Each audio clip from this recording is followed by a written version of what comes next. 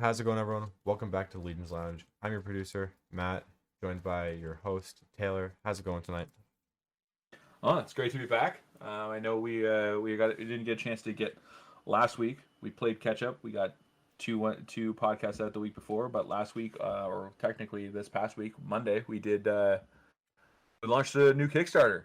So that's awesome. So we that was our main focus for Monday, that Monday morning. But speaking of another focus, we have a new guest on tonight. Jasper, how's it going, man? It's going well. It's going well. I'm excited to be here and talk about things. Yeah, what do you want to talk about? This is it's just the game. I really like this game. It's super fun to play. Like I like every time I go to locals, I'm just like I'm excited to play this game. It's just that That's what I'm saying. No, it's like there's potentially a Battle for Glory coming up. I don't know exactly when. I hammered it out with Nerds today. So Nerds Cafe, our flagship store here in Woodstock. We hammered out the dates. So we're going to be March 26th. It's a Sunday. We're going to be doing it at 11 a.m. starting 11 a.m. on March 26th. So we're going to be doing a Battle for Glory, and we'll be streaming it on that day too on the Nerds Twitch live stream. So we'll be streaming games all day. Last time we did a Battle for Glory, we streamed for 10.5 hours of gameplay. So we're going to be doing that again. So make sure that if you want to get some Legions gameplay in, see how some of our top players play, some of our great community members play, we're going to do our best to make sure we rotate through and feature as many Legions are available on the stream. So No, 100%. And what is it? I'm actually going to try my best to make it out there. I'm actually quite open, so it should work, hopefully. But honestly, I have no idea what to play. I think I'm just gonna run it back with the heroes. I tried the Mount Bane deck last Battle for Glory. It went really well. I had some really fun interactions with it. But I definitely want to bring the heroes back. See how they do. So how are heroes going to work without their Veil Pierce? Like without Defend the King? I mean, they've been working pretty well. I think the Fandorian resource loop has kept them very relevant. And all of that. Like, I think Defend the King allowed the deck to be really strong in those like first few turns and really pop off really fast. But without that, you go into more of like something that Heroes is still pretty good at, is like a more control-y game, and just trying to be able to build the board when your Veil does pierce eventually, and you can refill with your synergy and all that. No, exactly. I mean, like, the tiny little bit that I played Heroes, I needed that Veil Pierce, right? Yeah. well, you played it super aggressive, right? But Heroes are the deck that have always been and will continue to be the Swiss Army knife of the game, right? They're the deck that can be played and built in many different ways.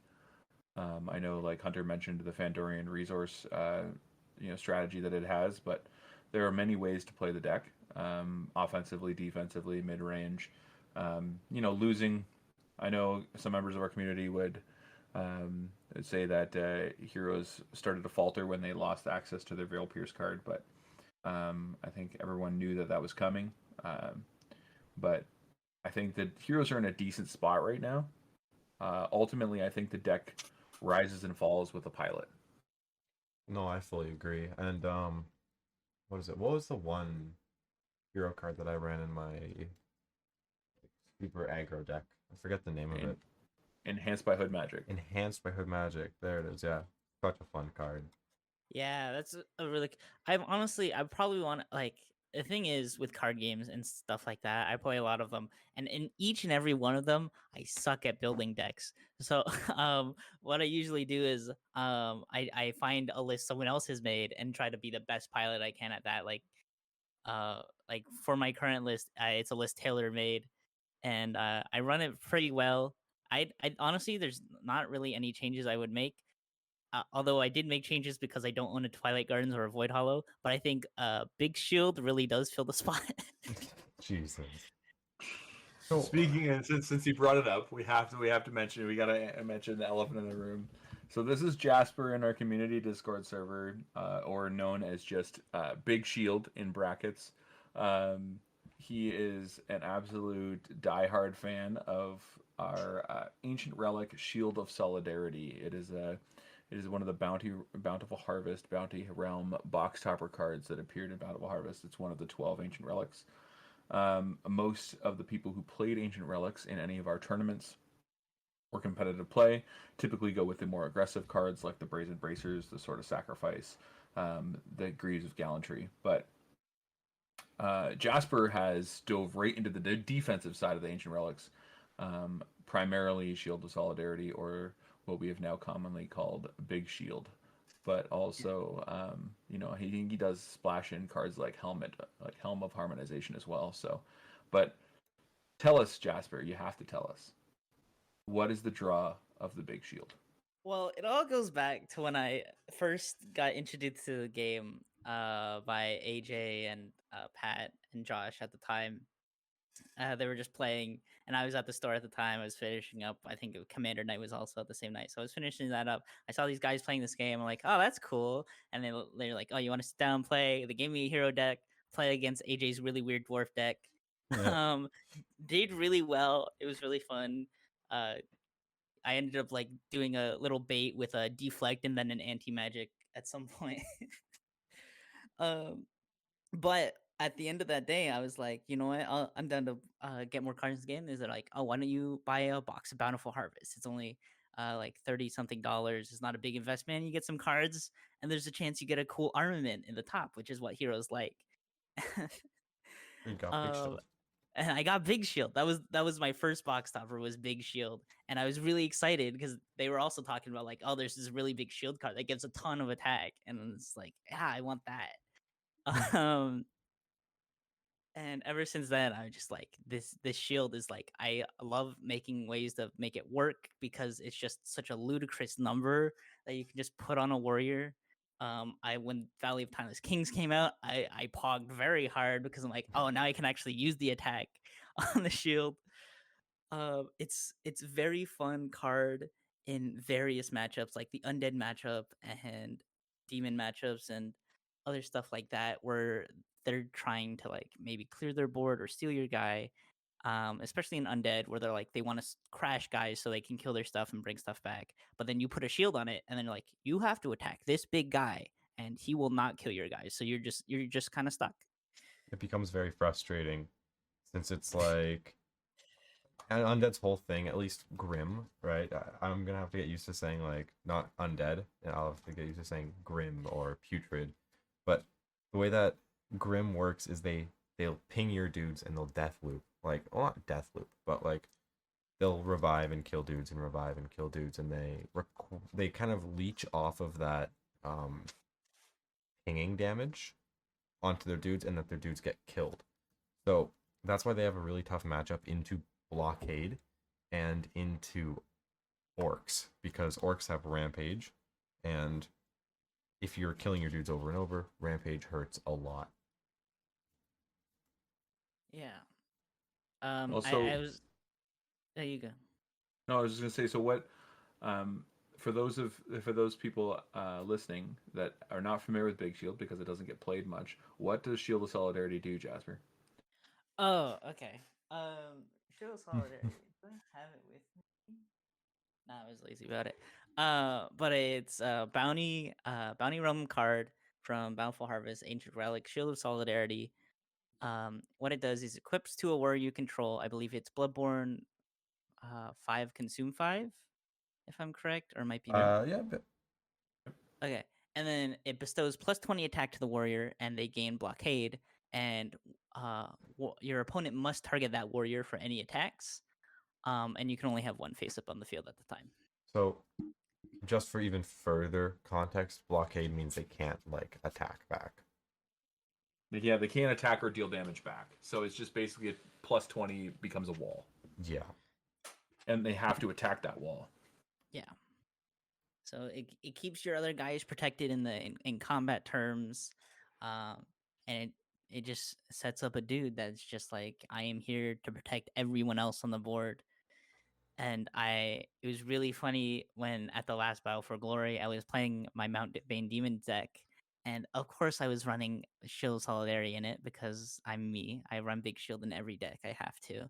And so when I flipped it up against AJ playing Undead at the time, he was really confused because he's like, "Why are you running that card in Demons?" But it worked Well, and really I well. it did, and I was actually doing the commentating for that match, and I mean I should have expected it coming from you. But when I saw AJ go to attack it with his signature Baby Doom to try and kill it, to try and draw a card off Baby Doom's effect, and you flipped up a shield, and then he couldn't crash his undead army into anything but the guy with the shield.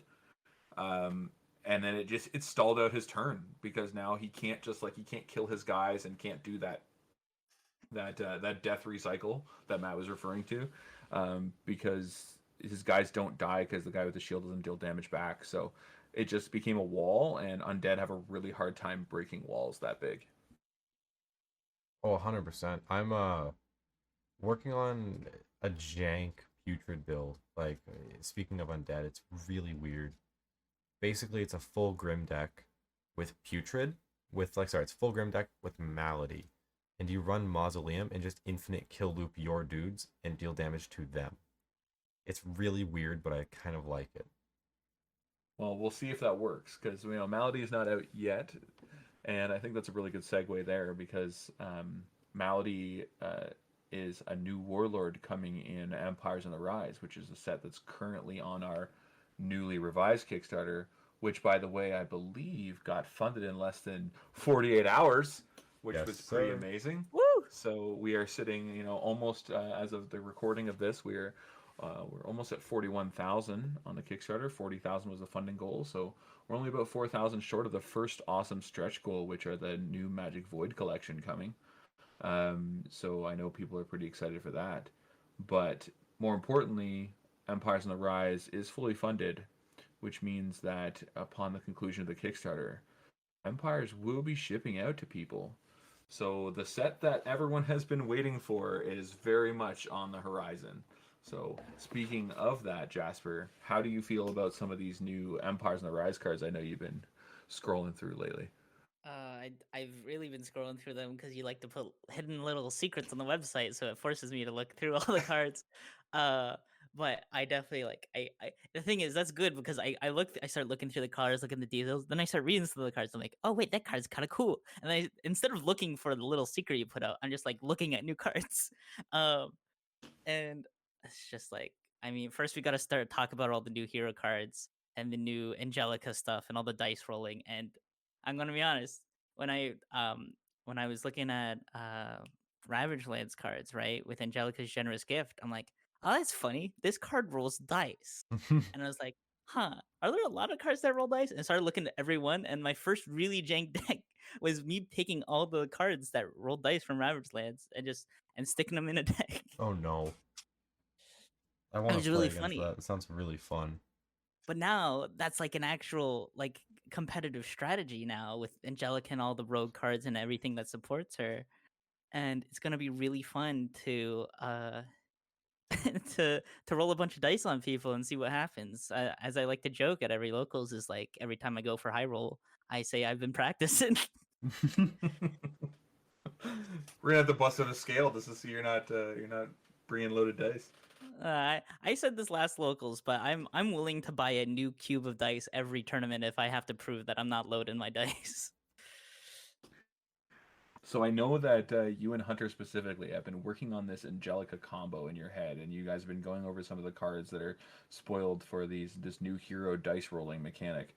And can you enlighten some of us listening of what is this combo? What are some of these things that you're starting to find with some of these dice roll mechanics? So, I mean, so Angelica's one of those warlords that like if has a lot of cards that will buff her physical attack, and so the plan is to like use a bunch of those cards to really just make her do one really big hit. So with her new guardian, you can roll a die every time she's used her special ability, and there's cards that reduce the cooldown of that special ability, so you can use it multiple times in one turn. which her special ability lets you reroll dice, and when your guardian uses that effect, it gives her more attack. It's like there's a lot to it, but like eventually you pump Angelica up by like 16d6, which is on average like a number that's big. Which is on average a number. It's I think you're gonna at least hit like 40. It's 40 to 50 damage on average. You're at least guaranteed gonna hit 16. At least 60, at least plus 16 to that physical attack. Yeah. Which So, is like, already base 5, so she's hitting for 21 guaranteed. yeah. So she's hitting for 21 guaranteed. And then there's stuff like Rogue Independence, which also adds to that. And the combo is complicated. I was thinking through all the cards last night, and it was like it's a lot. But like if you get that perfect hand, you really can just one shot someone's warlord as soon as your veil pierces. So um But yeah. that's requiring you to roll 16 to 18 dice to do this. Yeah, Yeah. of course. And then obviously as many 6s as you can roll. Right. But we did find out a little bit of a cheat step in there with the new Hero Exalted deck that was spoiled today. Yes. Can I talk about what it does? For sure, yeah. Yeah. So with Angelica's Luck Charm now, you can just like if there's a really crucial die roll, probably on something like Huracan or Back Alley Magic, and you're like you roll it and it's a low, it's like a 1, 2, or 3, and it's like I don't want that. And then you re-roll it because you use your Warlord's ability that turn, and it's still a 1, 2, or 3. Then you're like, screw it. I'm gonna use Angelica's Luck Charm. It's now a 6. Take that.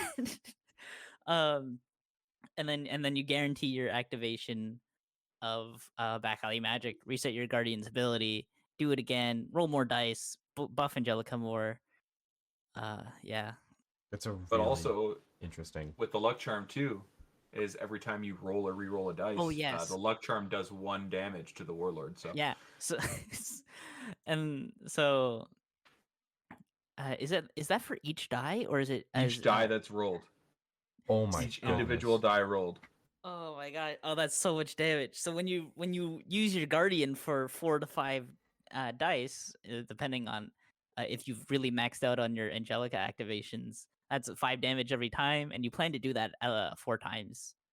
So With a wait. combination of Secret Savannah and is it Secret Savannah? No, No, Land of Ice Fire and Fire, Land of Yeah. Fire and Ice, and Yep.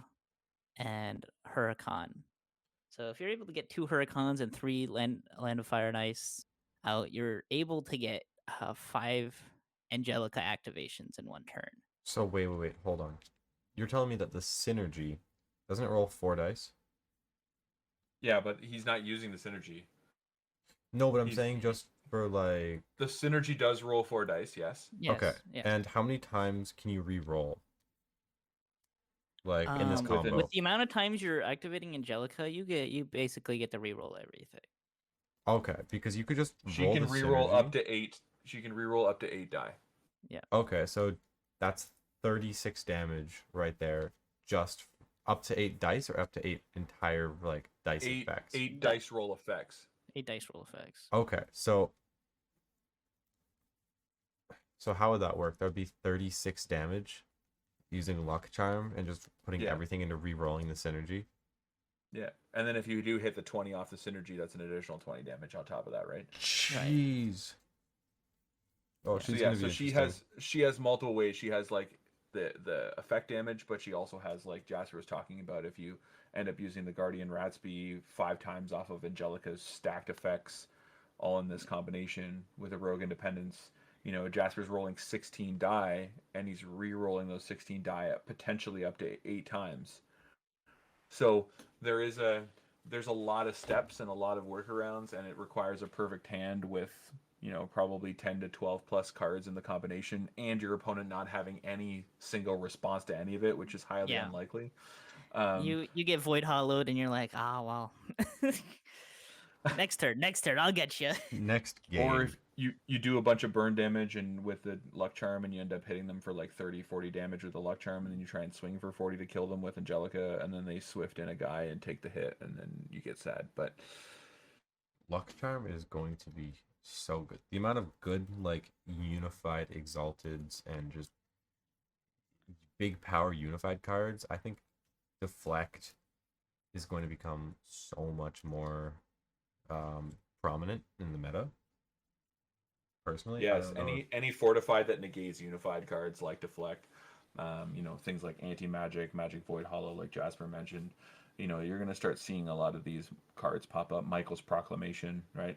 A lot Oh of my those goodness, yeah. cards, Twilight Gardens, the stuff that shuts down powerhouse unified cards. You're going to start seeing them pop up more and more. Imagine twilighting a Hansvik. What does Angelica do after that?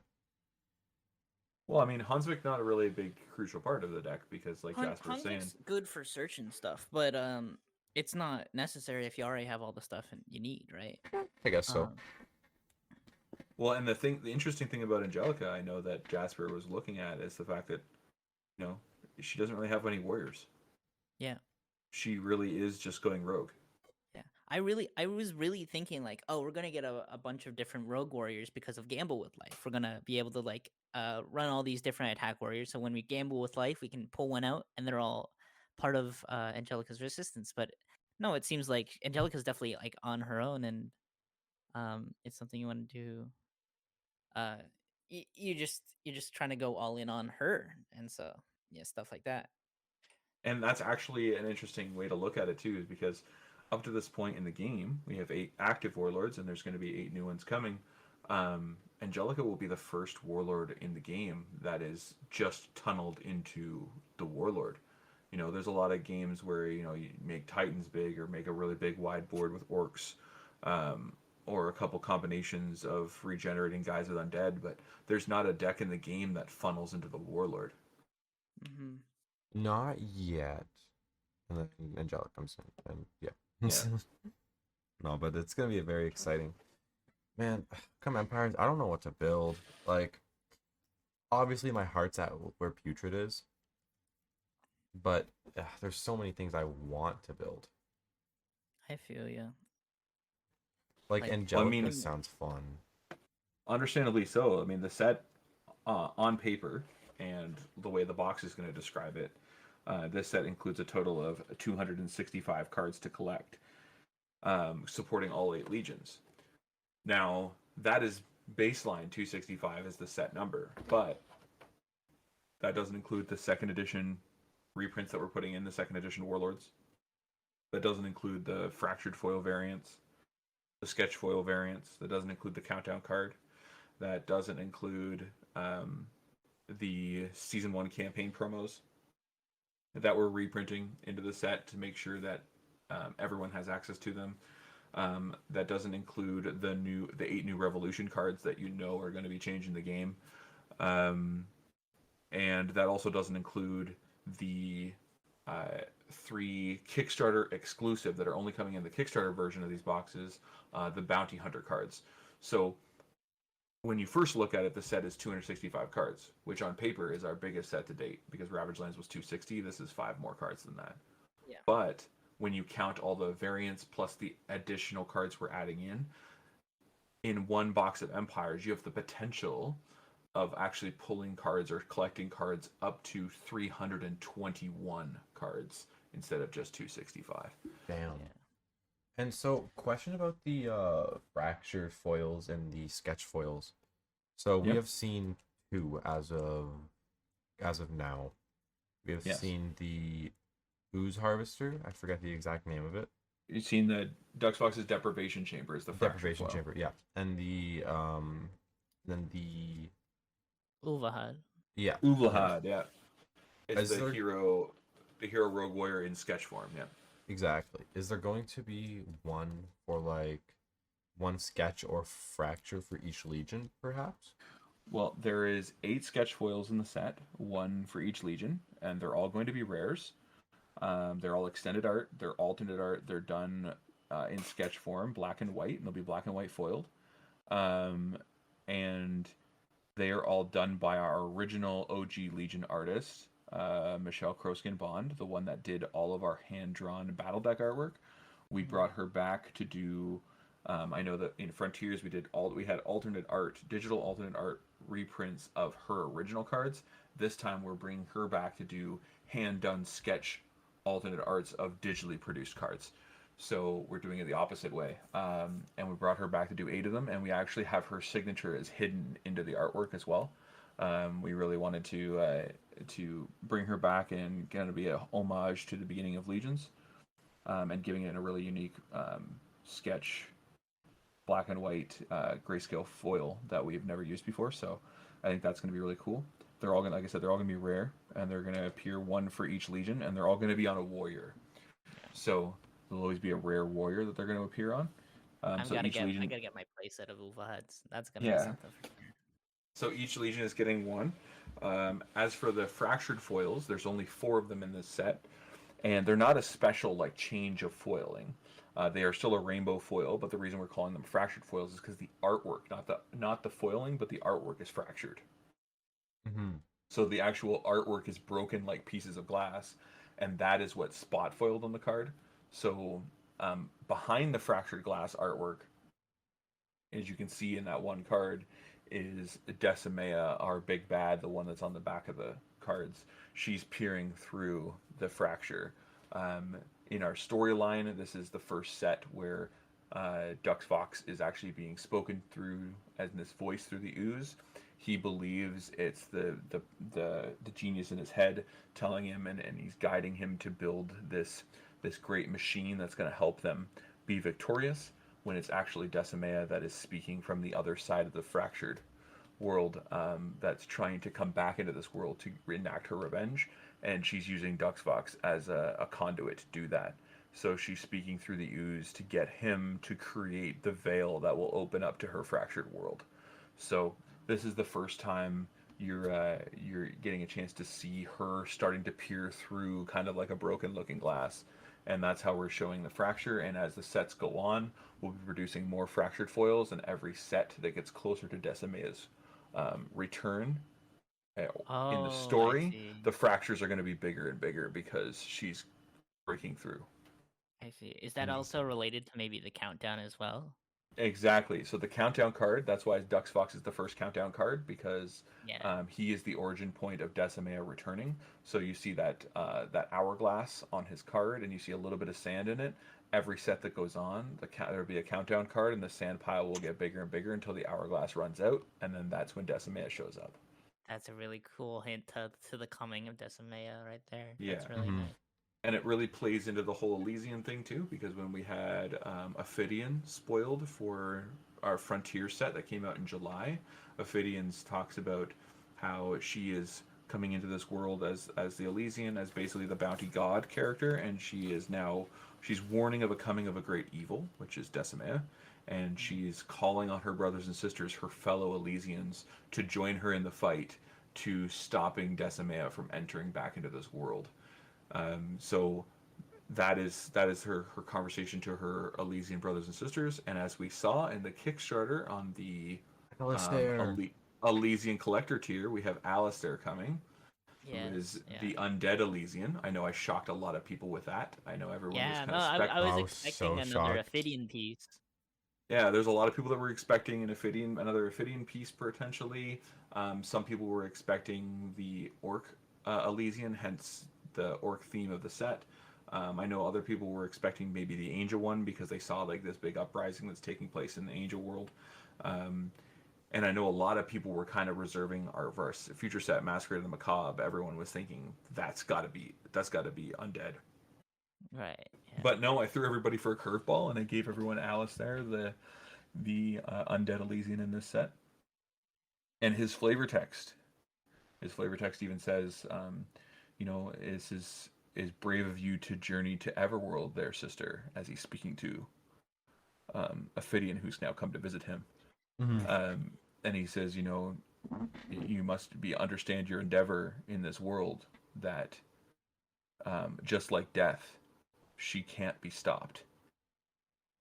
So Alistair is warning his sister Ophidian that this she that he's referring to could be Decimea, could be someone else, we don't know, but leans more towards Decimea, that like death, the coming of this powerful, you know, female epitaph of greatness can't be stopped. So 100%. I'm very So that excited. you see that Alistair is this one. So now, with Alistair being the Undead Elysian and Empires, what could be the one that comes in Macabre? Anything but demon. Oh. Any there's yeah, I mean with this being the undead one, anything's possible. Anything is really possible for what's coming up in the Well, next I This is mean, actually, as I was looking for today's Exalted, it was the first time I looked at like all the lists that were to come. I was like, oh, there's a whole lot of big plans for this game, and I'm really excited to like see what comes up in the future. so Well, yeah, I mean, I think that's a good topic there, Matt. What do you think? Like what coming in the future? Because Empires on the Rise is funded on Kickstarter. Obviously, we're going to keep pushing for those great stretch goals, and I know we're going to come back. We're going to circle back around to that stretch goals because I know Jasper's going to have a little bit of piece of the talk that he wants to do about Marianas. But speaking of just future projections, Empires on the Rise, and then the set we have slated to come after that, Masquerade of the Macabre, which Dude, we were already alluding to. so excited. Basically, it's this Alistair is hosting a ball, kind of like a masquerade type ball at the Crimson Moon House. Am I correct? At the Castle of the Crimson Moon. Yeah, at the Castle of the Crimson Moon. And it's gonna be so exciting. So he's arranging the ball, but who is actually hosting them at the Castle of Crimson Moon? He's got a real big Crimson Moon house party. Vampire Baby Doom family. Yes, it's the Doom family, the vampire family. Yes. And you already know, second vampires come out. Thankfully, it's probably not the Elysian, which means I can play them right away. I'm playing them right away. Don't worry, I'll pull the Elysium for you, and you can borrow it. Well, and speaking of that too, so like Jasper was talking about, so they have the great plans for this because we have Masquerade of the Macabre. It's going to be a horror-based theme set. Which is spooky. We've been growing with the game. Ravaged Lands laid the foundations. Bountiful Harvest introduced a new section of the world that we hadn't seen before. Frontiers expanded on all of the world to really try and encapsulate how big and how grand the world is of Legions. But then Empires on the Rise kind of brought you back into the fight, and it's the whole concept of join the revolution. We have the voices of ill repute rising up against the warlords that are in current power. Every realm is experiencing a clash, a civil war. And we come out of that, and what's best to come out of a giant war than let's put everything to rest and everyone let's just party it out. So we're going to visit the Castle of the Crimson Moon, and it's the most thematic set we're going to be releasing up to this point, and everything is going to be tailored towards the Masquerade Ball. So every artwork of all of the Legion cards in it is all going to appear like they're involved in the Masquerade in some way. That's awesome. Super cool. So I think I actually have a Elysian prediction. Okay. Heroes. For Masquerade of the Macabre. Yes. Interesting. I think you're the first person to predict heroes. Man, if it's heroes, I'm gonna have to get a lot of that set. I mean, the reason I'm thinking about it, right, is Empires on the Rise the Elysian is setting up Masquerade of the Macabre, which is undead.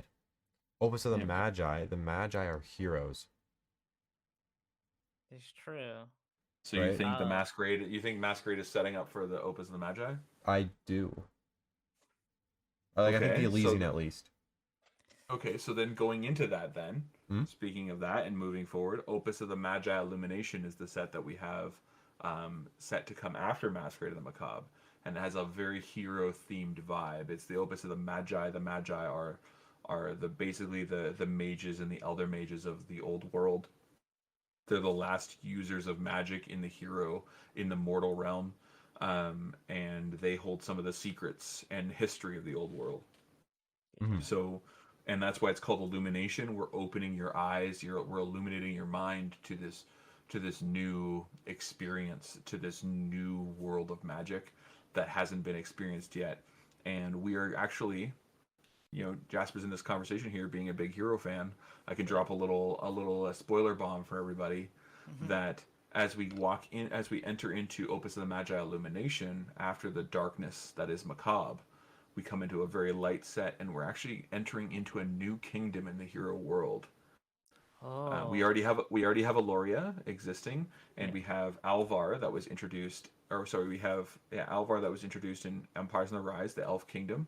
But we also have a little bit of flavor of Thornhaven, which is the kingdom of the Fandorian people, the people that live in the jungle. Yeah. But we actually are going to, when we go into Opus of the Magi, keyword here, Illumination, we are entering into a new hero kingdom of Lumiosa, which is the hero's city of light. So Interesting. the people who live and rule of Lumiosa, they have the ability of phosphomancy. They can bend light. They can turn their armies invisible because they can shield light and refract it in a different way. That's sick. So we're gonna enter into the world, and that is Lumiosa is the last city stronghold that holds the power of the last remaining Magi, and that's why Lumiosa is such this brilliant, bright pinnacle in the hero world, is because the Magi are there. And up to this point, the hero world thought Aloria was the point in which the hero mortal realm revolved around, because it was the strongest and most valiantly fought and defended hero kingdom. For sure. But that's because they didn't know Lumiosa existed. Like I said, going back to the ability of phosphomancy and being able to bend light, they have actually been able to mask their kingdom to make it invisible. That's pretty sick. Oh man, I can already start thinking of like some of the cool mechanics that'd be in this new kingdom and stuff. No, exactly. Okara support. Yeah. Of course. So that's what I mean.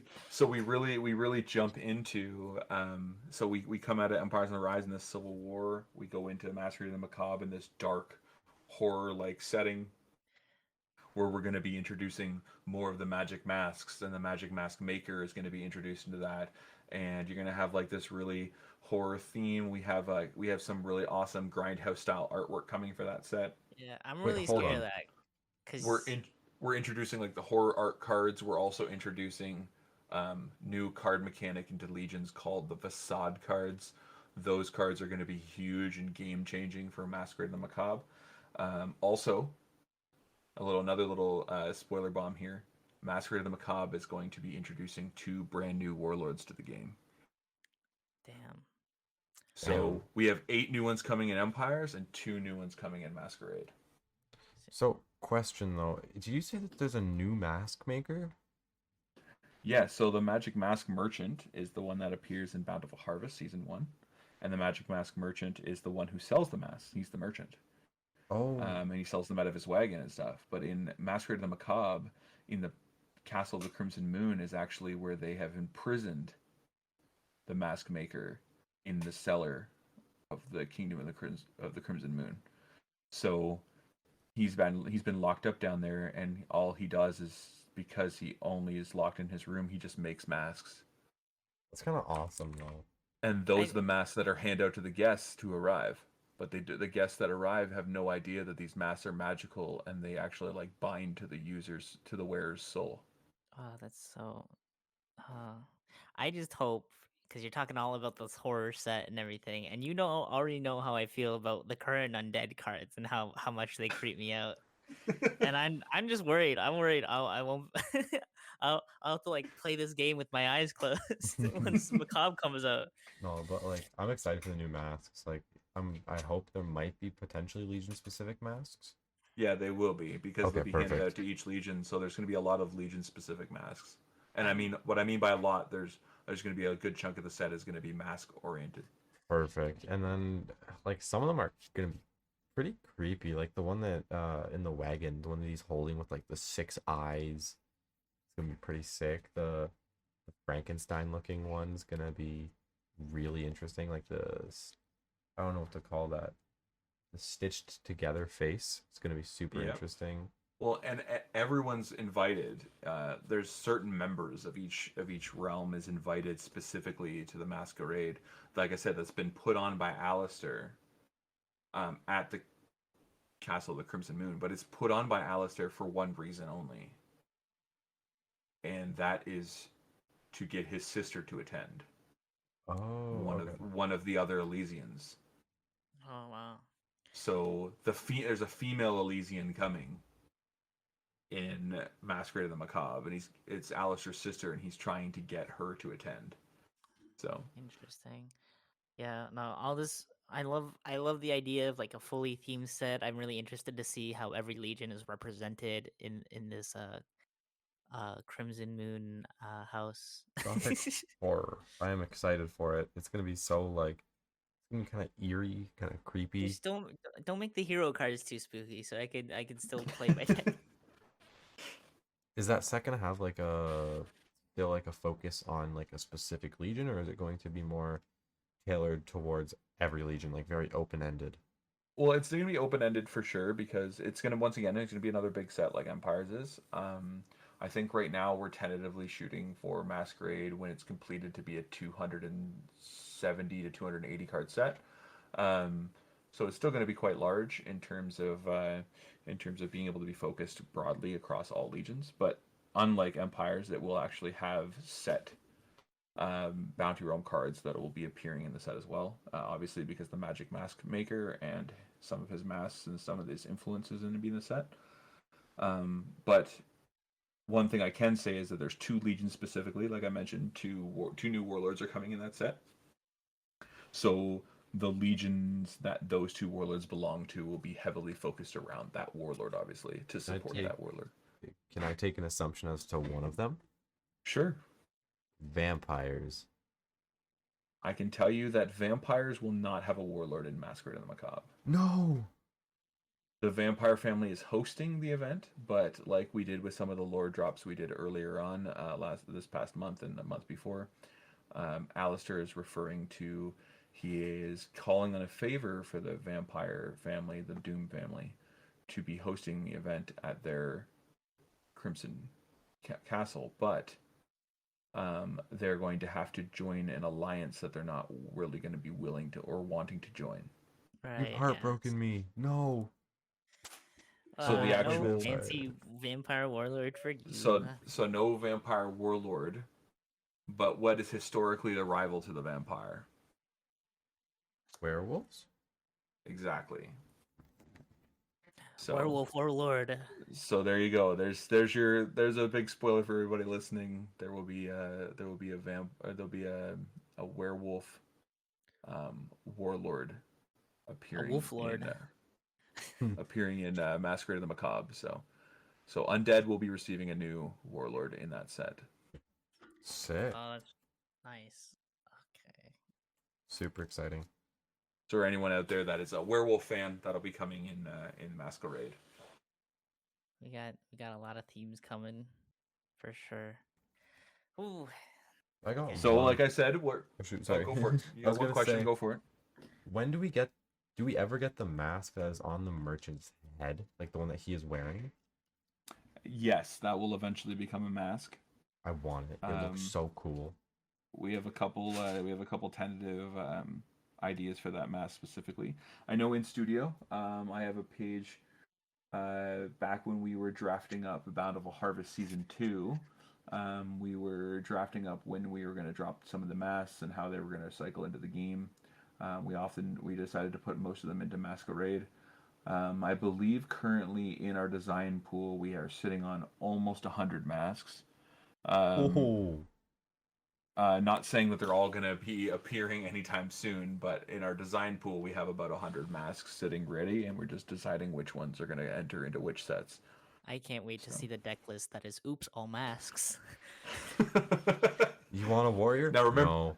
Well, remember most of the masks are going to be Legion specific, so it's not like you can just jam them all into one deck. I wish. Go for the one that has the most and just play Magic Mask Burn. Magic Mask Turbo. What do you do? How do you win the game? I don't know. Mask. But I think an important thing to mention, they're all magic masks. and there's a certain guardian that deals with magic specific cards. Yes. So there will be future Alberdon support for that specific guardian, Viviana, which has become a fan favorite ever since the release of Bountiful Harvest. So, but speaking of bounty cards specifically and bounty guardians, like I said, we're going to cycle back around here, and we're going to go back to the fact that Empires of the Rise is still currently on Kickstarter for all you guys listening right now. I know this is releasing on Monday morning. It's still 33 days currently as of this filming, so I think it'd be like 31 days or 30 days exactly when you hear this. Make sure you jump on. Make sure you back it. Even if you back it at the low tier of 90 Canadian dollars, works out to like $67 American plus shipping.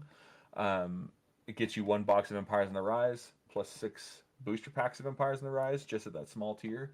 And that small tier gives you access to almost every single primary stretch goal listed as well. Yeah. So excellent deal if you just want to try out the game. There's obviously bigger tiers if you're into more collecting or really want to seriously dive in. I would say, like, even if we just reach like that Twilight Garden tier, that's still like a bunch of like from the Void Hollow collection and the Twilight Garden collection. That's a really good amount of like good cards that you're just receiving, even if you're at the lowest level. Exactly. And they're all super good. Like these are cards that they don't even last 24 hours. Yeah, they're meta-defining cards in the game for players, and if you're just a guy or a girl that wants to come in and collect, and even if you just want to get them and get them graded or get them and flip them to other people in the community, like Matt said, these are cards that are typically when they do list very few times, because most people just hoard them. When they do actually end up listing, they, 24 hours is generous, Matt. I've seen Twilight Gardens, as soon as it gets listed, it's like, 15 minutes, 20 minutes gone, right? Yeah. So, and these cards are selling for, anywhere from $150 to $200 Canadian, right? So you translate that to American, it's $200 Canadian, you're looking at $150 American. That's like an individual card is flipping for.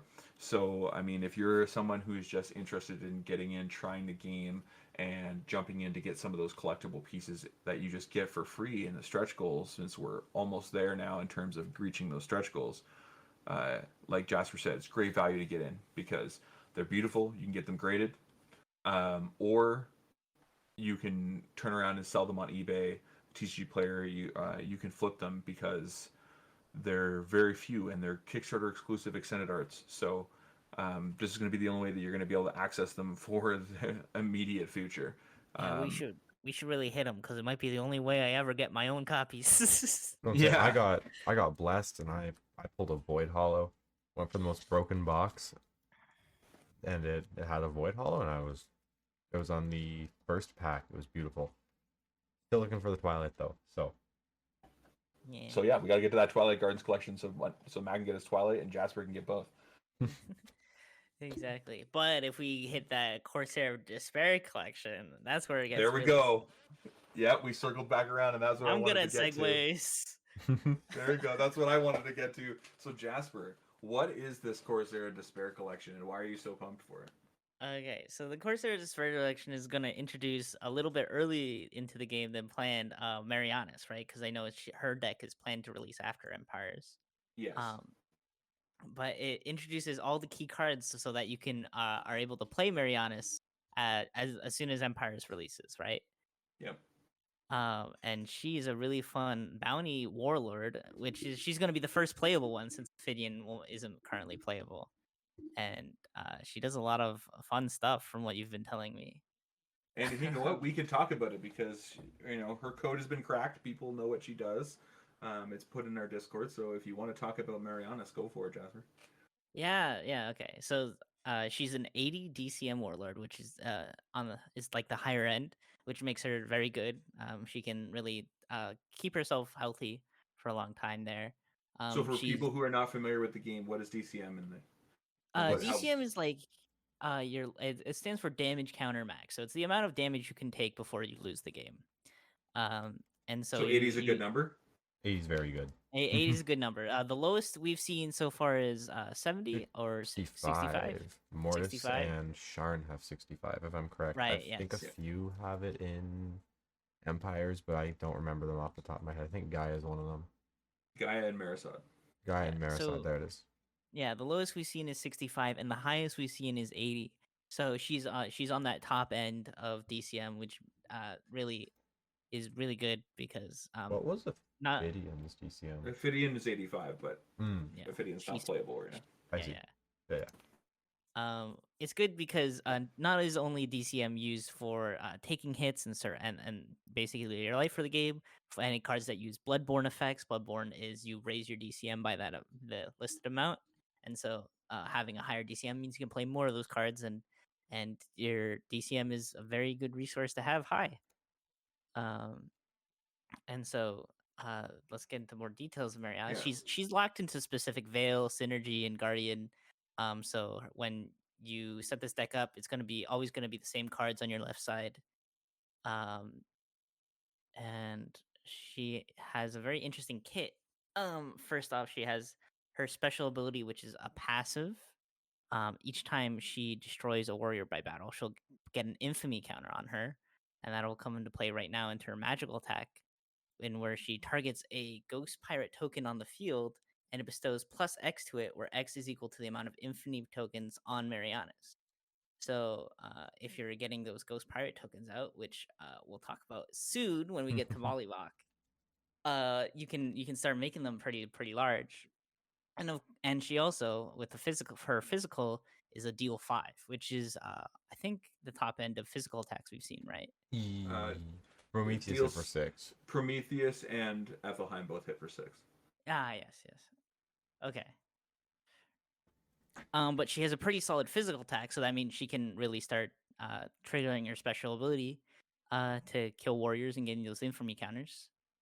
So becoming more infamous, as like a pirate would do. Yes, a very build her name across the realms is very flavorful, very good. And then we can get to Mollywalk, right? We can talk about Mollywalk now. For sure. And what is Mollywalk and what is her significance in the game? What card type is she and how does that play into the game? So Mollywalk is a guardian. It's basically your warlord's little sidekick buddy. Uh, they have a Robin and Batman. yeah. That is the best description I've heard to date. What it is. So. I mean, for Mollywalk and Marianas, it's very much literal because Mollywalk is always by Marianas. What creature is Mollywalk? Are you asking me? Yes. So the creature that is Mollywalk is actually it's an undead because it's a bounty realm card, but it's a dead bird, and Mollywalk is an albatross. So if you're familiar with birds, albatross is the largest living bird in existence right now. It has the largest wingspan, and they're usually only found on open oceans. And they're typically viewed in the way of like the old Rime of the Ancient Mariner, and seafaring expeditions in pirate times. When you saw an albatross, it was considered a sign of good luck. But if you killed an albatross, you were destined to mostly die at sea. And so Mollywalk is an undead albatross. That's That's why she's a sea omen. I see. Oh. They're huge. Oh my goodness. They're so big. So Mollywalk is big. Guardian, as your warlord sidekick, they have a resource called alchemy points. So this is you'll have the whatever's listed on them, and you'll start off with that many. And as you use cards that say consume, or any effects that say consume, you'll take the alchemy points down until you reach 0. There's very little ways to refill your alchemy points. There's a couple cards like Magic Overflow. But mostly that is a limited resource you'll keep going throughout the game. Now, 80 is a number we've only seen on Sarita Sada before, and it's very high. The normal Guardian will have 50, and if you don't have a Guardian, you'll start with one with 30, I believe. Yep. So Mollywalk is a very strong Guardian that it's nice to go with Marianas with her 80 DCM, which means in the game with Marianas, you'll have a lot of resource to be playing basically any cards you want in the bounty realm. Now we'll get on Mollywalk's abilities. So, of course, Mollywalk is locked. Marianas can't be played with any other warlord. Mollywalk is only loyal to the one captain. And their after mulligan effect for Guardians, every Guardian has an effect after mulligans to do something usually related to the legions or themselves. Typically helps and with Mollywalk, consistency. it's great. And Molly Mox places two infamy counters on Mariana. So she'll start with two right at the start of the game. To really really start buffing your Ghost Pirates as soon as she is able to. And Molly Mock's consume ability is after Marianus's destroyed a warrior that turn by battle. You can activate this consume ability is consume 20. And what it does is you manifest two attack 3 Ghost Pirate tokens with the keyword loot. And loot is a keyword that when the warrior leaves the field by any means, that you draw one card. And Damn. so you'll manifest these two Ghost Pirate tokens onto the field, very strong because they're attack 3 with keywords, which is kind of a first to have a positive keyword on a token on such a big attack. And then that's not the only thing it does. There's more. If you do manifest Ghost Pirate tokens, you can target up to 2 Ancient Relic bounty cards in your discard and add them to your hand. And so that's the part that really interests me because you know what that means? That shield you got rid of, that's in my hand again. Free shields. Free shields. Well, and up to this point, bounty it's just rule of the land that bounty doesn't ever really get a retrieve mechanic, and here we are seeing a retrieve mechanic on a guardian on Mollymock being able to get back 2 of those ancient relics. And as we were talking about earlier in this podcast, Jasper, not only what are the significance of the ancient relics, but where can you find ancient relics? You can find ancient relics in the bounty realm because they are all currently bounty realm cards. Yeah, in which set do they come in? Oh, Bountiful Harvest. Yes. Yeah, it's so good set. Good set. good set that everyone has already had great access to. So I have a good amount of ancient relic cards myself. I'm sure Matt does as well. I have a few. I got a few. I And it's got always fun to sword. cook with them. I got the sword, the boots, and the little gloves. Oh, are you using your sword? No, we can we'll talk. We can talk. We can talk. We can talk. Does the You know, after Marianus has been revealed, I might be looking for a sort of sacrifice. You know what? Fair enough. Does the Corsair of Despair come with the Marianas mat as well? It does, yeah. So that Corsair Despair collection actually comes with 12 never before seen cards. They're the core pieces needed to actually make Marianas playable, like Jasper was mentioning, including Marianas herself, obviously, as well as Siom and Mollymock, and then her Veil of Lagoons, as well as her Synergy, the Ghostly Galleon, the Tidal Moon, which, yes, if you're listening to this and hearing it, that is her pirate ship. So, you get all of those pieces, as well as you get 5 of the 12 cards are her Ghost Pirate Bounty Realm tokens, which is like Jasper's saying as well. This is the first time in the game that we have a keyword that is a positive keyword on a warrior that can attack at a higher rate. So having a 3 attack power with this loot mechanic is the first time ever in the game, and you're going to get 5 of those tokens. They're all going to become extended art foils.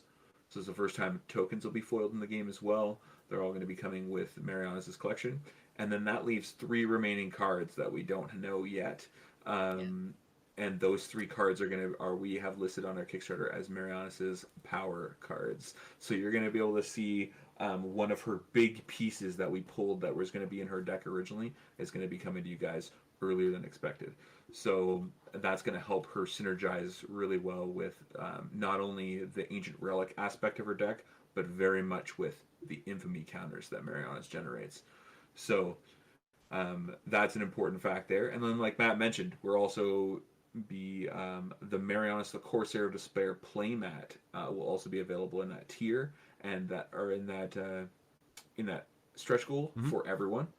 And what's really awesome about that playmat, if you get a chance to see it, look at it on the Kickstarter, it's not only just Marianas, but it's in her captain's chambers of her ship, and you get to see the full thing. You get to see the globe. You get to see all of her rapiers, her pirate cutlasses. You get to see some maps and stuff, but you get to see the stormy seas and the windows behind her. But obviously, I think the most important thing of the artwork that the playmat really shows well is that Marianas herself is a ghost pirate. But much like that theme of the Portrait of Dorian Gray, there's an actual painting of Marianas behind her, behind her ghostly body, where it shows Marianas what she looked like when she was alive. Oh, that's so cool. I just you pointing out to that now I noticed and like, oh wow. Look at there. There she is. It's gonna be a Yeah. sick deck. Like, I'm excited for the structure deck. So, and just just for clarification, all of those cards in that deck are gonna, or not deck, the collection are gonna be foil, correct?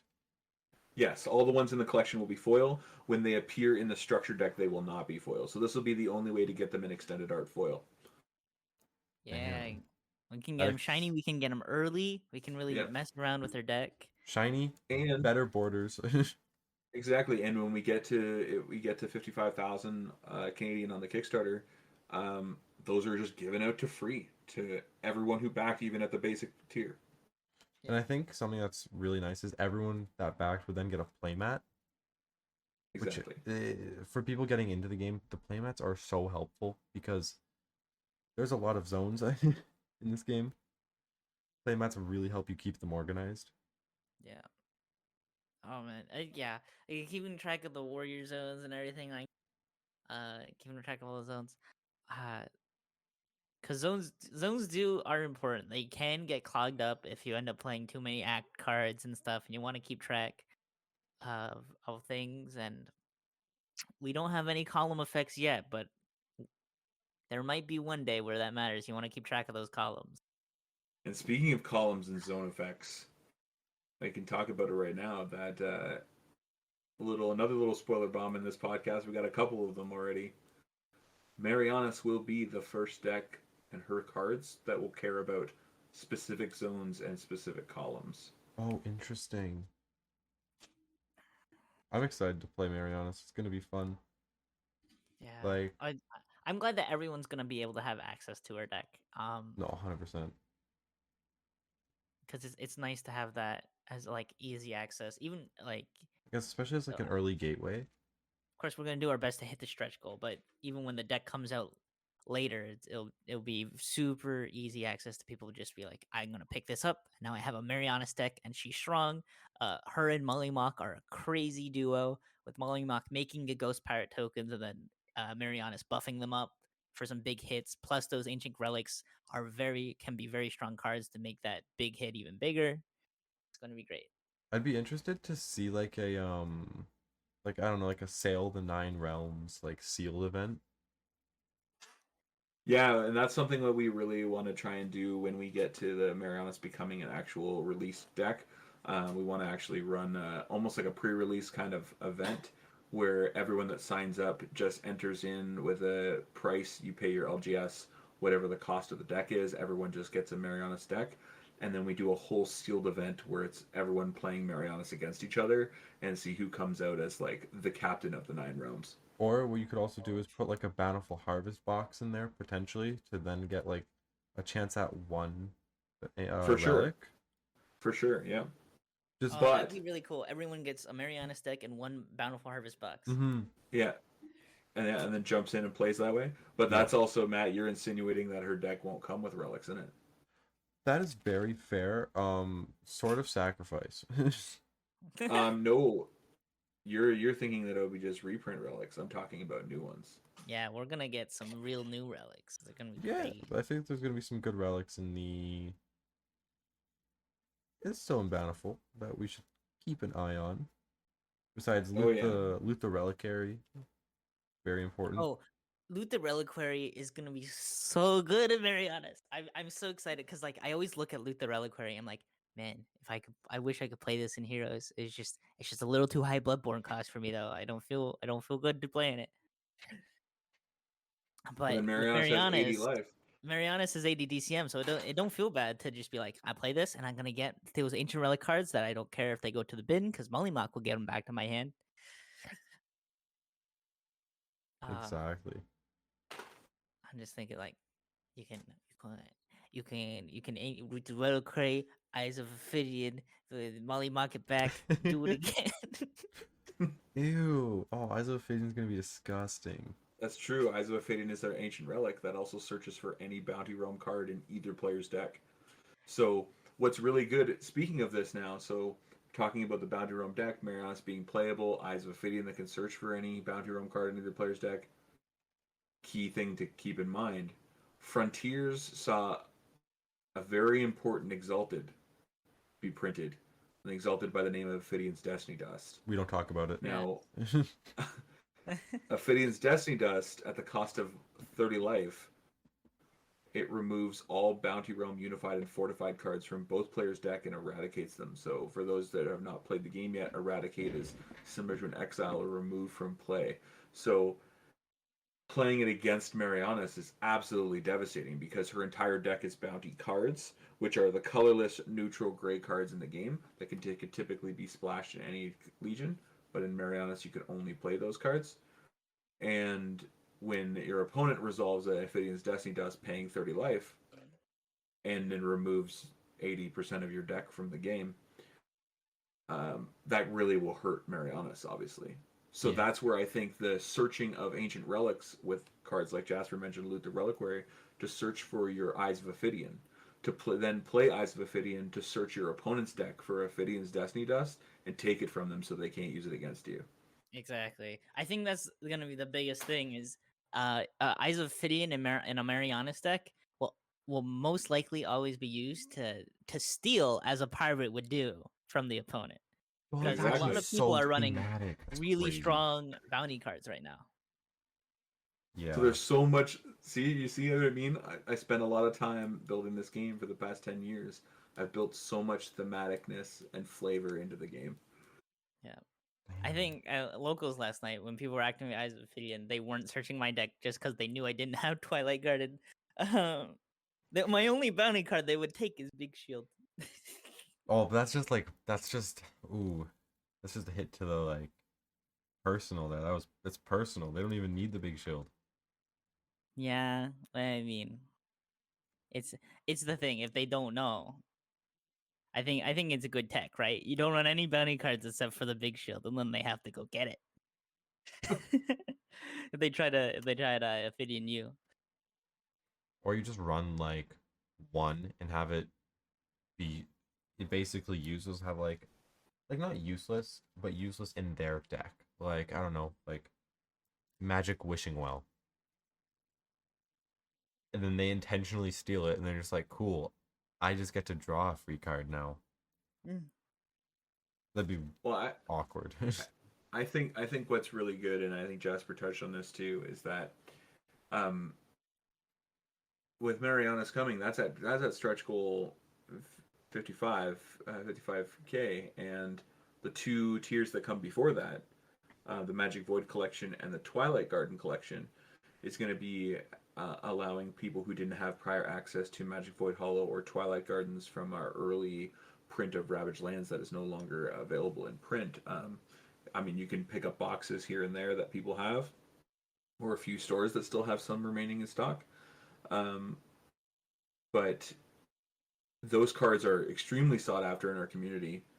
But it also, each tier, each collection gives you 4 brand new cards that are associated with that. So for the Magic Void Hollow collection, you not only get the Magic Void Hollow, but you get 4 new Magic Void cards, and then that have never been printed before. So these are brand new to the existing player base as it is to anyone new jumping in.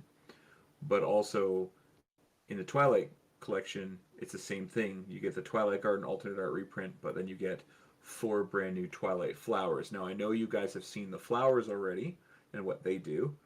They're pretty strong in their own right.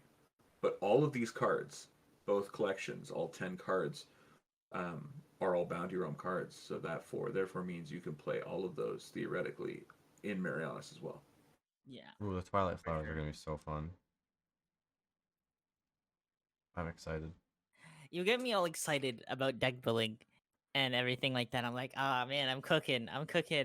But I know whatever I make, it's gonna be bad. It's gonna be bad. You know what? I really like the fact that that's one thing I think we've been able to achieve pretty decently with Legions, is that the deck building, unlike other games, is not that challenging. Because it's not like you got to worry about mana fixing. It's not like you have to worry about resource or land cards. You don't have to worry about splashing a bunch of colors because you can only play one color outside of your neutral Bounty Realm cards that you can add into your deck. So the deck building process is very streamlined. There's only 3 card types: Unifieds, Fortifieds, and Warriors. So everything is very streamlined deck building wise. So then ultimately it just comes down to knowing what the cards do and the ratios in which to play them that you can find the best success in, and that just comes from playing the game. Yeah. So we tried to make deck building as easy and as simple as possible. Exactly. To be as user friendly as possible. Yeah. I will say when I made a quick Mount Bane Demon list one day to help play against a new player because I didn't want to bring my full power of Fandorians against them. I made it real quick with some help from AJ to point out some better demon cards than others. And I made it real quick. And honestly, I took that exact same deck list that I went to be like, oh, hi, new player, I'm gonna play this deck against you. I took it to the Battle for Glory, and I came like 5th or something like that. Yeah. So it honestly it really goes to show, like, as long as you the deck building isn't as hard as it is, and I see that when I'm making decks. I'm like, yeah, I can put this together. I think it's just mostly for me is like, oh, I miss out on putting some staples in, but I think there's still a lot of good synergies, and especially with your entire left side, your Warlord, Synergy Guardian, whatever, that all being constant and being there, it's always like, as long as you're supporting that whole strategy, it's the deck building's not that hard to do at all. No, exactly. I And mean, I think it just takes, like, not experience. It just takes experience with the deck being like, wow, this worked, this didn't, and it's not.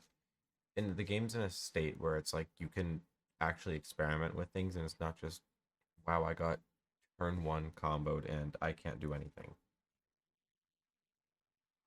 Yeah, and I think that that's another big thing because we're still very much in our infancy as a company, right? Like the Empires in the Rise that's on Kickstarter right now is technically only the 4th set release. I mean, we had our battle decks, so our 5th product release, but 4th set release, and that it's still early enough in that you're not coming into, like, you're entering into 30 years into a game. You're coming into its year and a half, right? So the card pool is big because it needs to be for customization and deck building to give you a good feel and a good grasp of the game without it being stale. But it's small enough to not be overwhelmed by having to go back years and years and years worth of cards to try and build a deck. We tried, like I said, trying to keep it as streamlined as possible, but at the same time, Empires in the Rise is by far our best starting point for brand new players. Yeah. So It if you're also- on the fence, you're looking at the Kickstarter, it is the best enter point because it's the first time ever that there's Warlords printed in a set. And not only that, it's not just the new 8, it's the original 8, so you have access to all 16 playable characters. For sure. And also because of like the more streamlined card pool and everything like that, when you're going against decks, it's easier to know what you need to play around. After, sure, your first game you're not going to know anything, but after, I would say, like a couple weeks into the game of playing, you're going to be like, okay, I'm against orcs.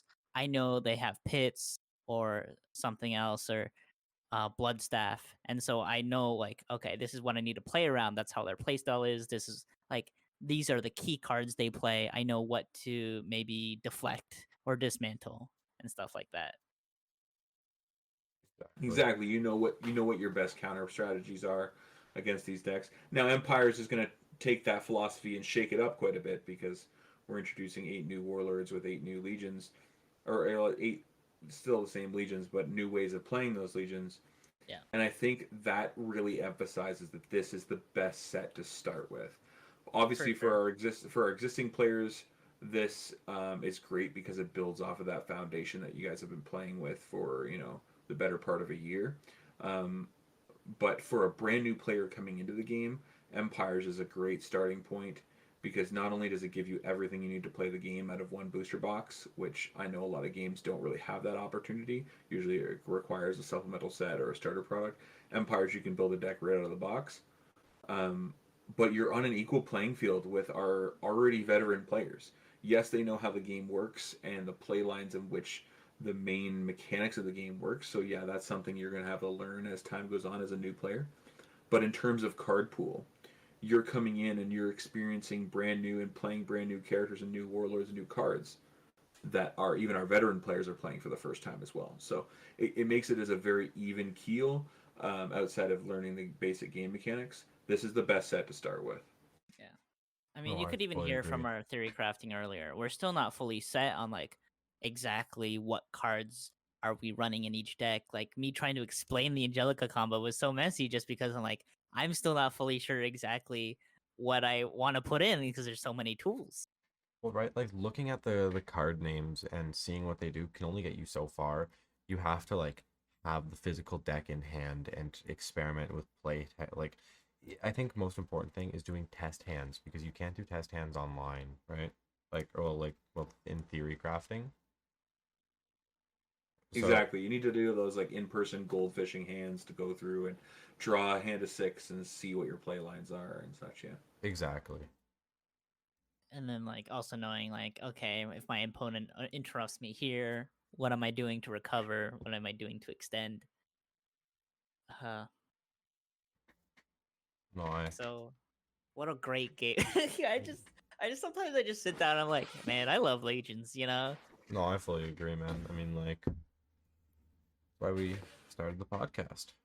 Yeah, I mean, I spent 10 years building it. This is my life's work, right? I know I a lot think of it really shows the amount of work that went into this game Oh, because 100%. everything feels good about this game. It Like feels thought out and it doesn't feel clunky, if that's the right word. Well, I know it's typically on face value, and anyone comes into a new game or he does even dares to try out a new game, because I know that's the biggest, that's the most challenging thing as a game creator, is just you know you have a winning product, you have a game that people are going to come back to and enjoy, like you guys have, right? Mm-hmm.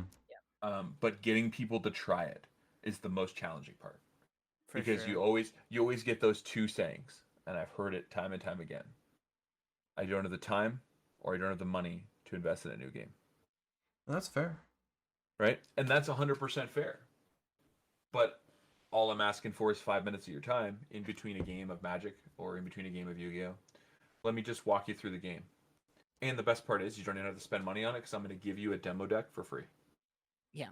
So I that's the thing. I think that's the hardest part, is getting it in front of people and getting their attention long enough to teach them the game. And it only takes like all of 5 minutes to walk them through how the game plays and what its functions are.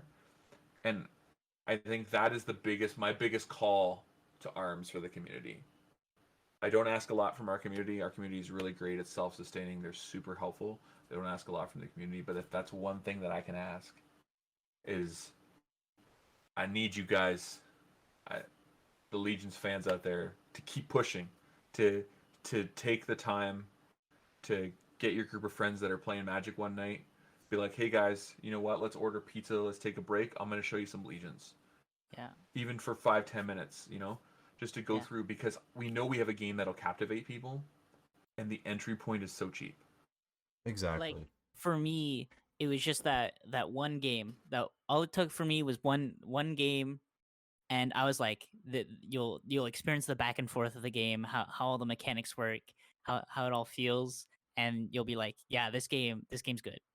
That And was so the exact same with me, right? It's like I played one game while waiting for Magic singles to be pulled.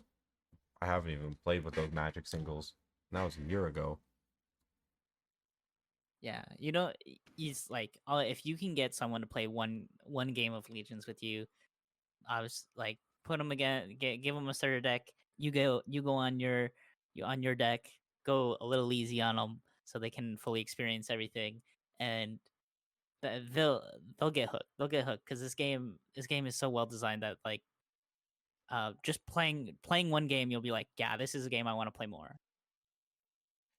No, I fully agree. And I think if we're all cool with it, I think that is a good spot to end the night, like end I the think I, podcast. I I think so too. I think we've encapsulated people's attention good enough for.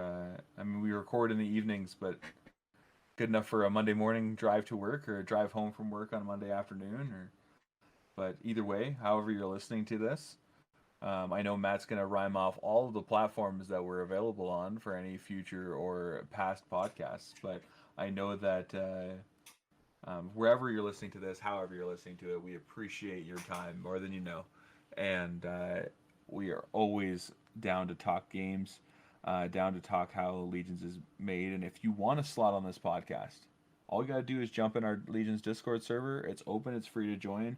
Free to sign up. Get your name on the list.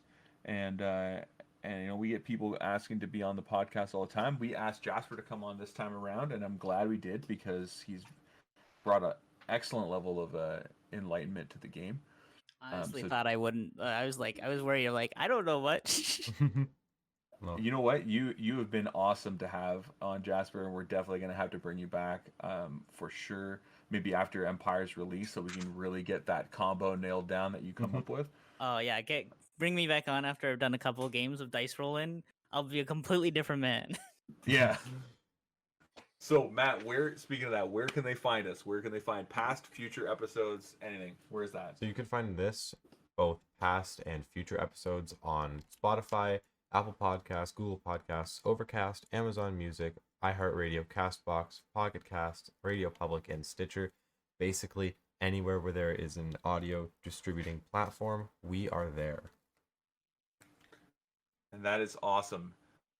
I appreciate Matt for all the hard work that he does recording the episodes, trying to arrange these meetups for not only my schedule, but everybody else coming in for our guests. It's always awesome to have a guest. Jasper, you have been amazing. You have given an enlightenment. Honestly, a great person to have on the podcast. You're definitely going to be making it. If I get one person to play one more person to play Big Shield when they wouldn't usually, I've done my job. Well, let's not only get people to play Big Shield, let's get more people into the game. We had a growing player base at your guys' home store at Atlas. Let's see if we can contact some other stores in the Kitchener-Waterloo area. Let's keep growing this. I know we're going to be moving a lot of our attention and focus into the GTA in Toronto. We got some big learn to play potentials coming up there too. But remember, guys, Empires on the Rise, Legions Realms at War is on Kickstarter. Make sure you back it. Only $90 Canadian a booster box, $67 American for one booster box. Where are you going to find that for a set that's going to give you 270 cards right out of the box? Get some sweet rewards, man. Like, exactly, you can learn the game for easy, for little money. You can get involved in a great community. Everything, our entry to tournaments are free. We do big $2,000, $3,000, $4,000, $5,000 tournaments. Most of the time they're free, or at least just a small cover charge that you're going to win back as long as you get top 16. We have free LGS campaign kits that go out. These guys can even attribute to it. They compete in those LGS campaigns. You get free sign up, free promos, free play mats for the winners. We do everything we can to support the community as much as possible. Get your LGS involved. We get free starter packs that we send to LGSs just for contacting us. You can be part of the ambassador program. I know we've discussed that in depth already on the podcast about being a great ambassador. So if you haven't got those episodes, make sure you go back and listen to those ones. But be like Jasper. Dare to be different. Play the Big Shield. Deflect the negativity because we have a great game, a great community, and let's follow behind that shield and push through. All right. Jasper, thanks for being part of the podcast tonight, Jasper. And Matt, as always, it's been awesome to do this. It has. And with that, have a good rest of your day, everyone. Yep. See ya. See you till next time.